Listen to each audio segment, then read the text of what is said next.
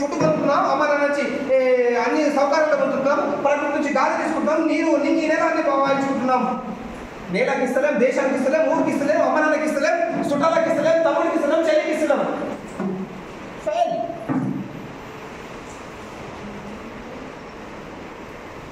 రాక్షసులుగా బతుకుతున్నాం, మానవత్వం మనం లేకపోతున్నాం.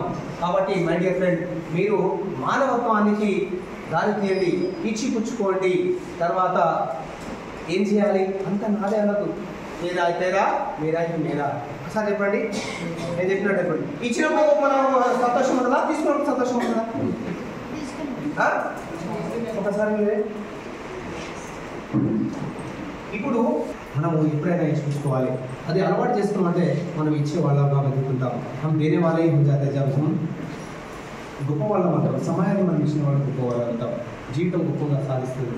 ఎస్ఆర్లో మనము రాక్షసుగా అనుకుంటున్నాంగా, దాన్ని రాక్షసుగా కూడా మానవత్వం నుంచి దైవత్వానికి చేయాలంటే మనం ఇచ్చి పుచ్చుకోవాలి.